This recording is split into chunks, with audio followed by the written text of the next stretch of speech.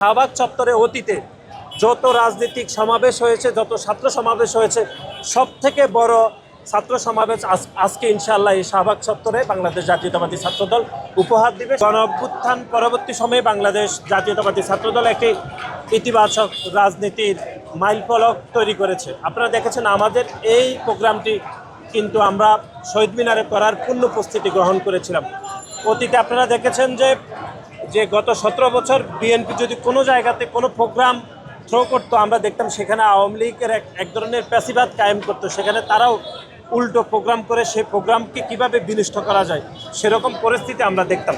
কিন্তু গণ অভ্যুত্থানের পরে বাংলাদেশ জাতীয়তাবাদী ছাত্রদল যে একটা ইতিবাচক রাজনীতি প্রচলন করেছে, সেখানে দেখুন আমাদের সকল প্রস্তুতি, সকল অনুমতিপত্র থাকার পরেও একটি নতুন যে রাজনৈতিক দল গঠিত হয়েছে, যদিও তারা এখনও রাজনৈতিক নিবন্ধন পায়নি, তারপরও আমরা তাদেরকে জায়গা ছেড়ে দিয়ে আমরা এই শাহবাগে আমাদের এই প্রোগ্রামটি করছি। এটি এই জন্যই বলছি যে একটা রাজনীতিতে একটি গুণগত পরিবর্তন হয়েছে, সেখানে বাংলাদেশ জাতীয়তাবাদী ছাত্রদল সবার শীর্ষে রয়েছে গুণগত জায়গা থেকে।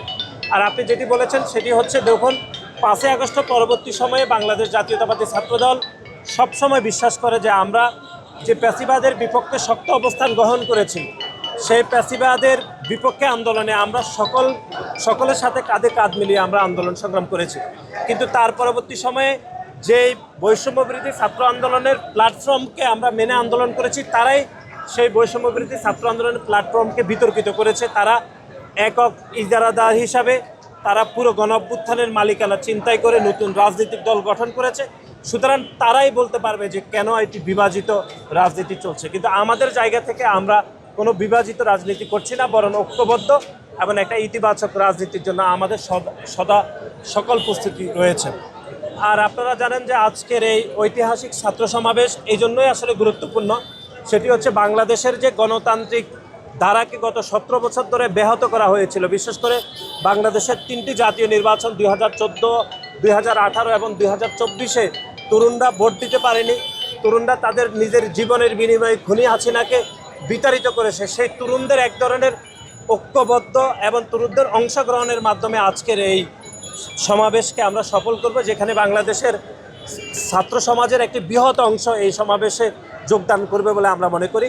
এবং আমরা এটিও আশা প্রকাশ করছি যে এই শাহবাগ চত্বরে অতীতে যত রাজনৈতিক সমাবেশ হয়েছে, যত ছাত্র সমাবেশ হয়েছে, সব থেকে বড় ছাত্র সমাবেশ আজকে ইনশাআল্লাহ এই শাহবাগ চত্বরে বাংলাদেশ জাতীয়তাবাদী ছাত্রদল উপহার দিবে। সেজন্য আপনাদের সকলের আমরা সহযোগিতা কামনা করছি। অতীতেও আমরা সহযোগিতা পেয়েছি এবং আজকেও আমরা আপনাদের সহযোগিতা কামনা করছি। এই প্রোগ্রামটি ছিল শুরুতে শহীদ মিনারে। সেটির একটি কারণ ছিল যে আপনারা জানেন যে শহীদ মিনারে গত বছর এক দফা দেওয়া হয়েছিল সকল রাজনৈতিক দল, সকল ছাত্র সংগঠনের সমষ্টিগত সিদ্ধান্তের ফলে।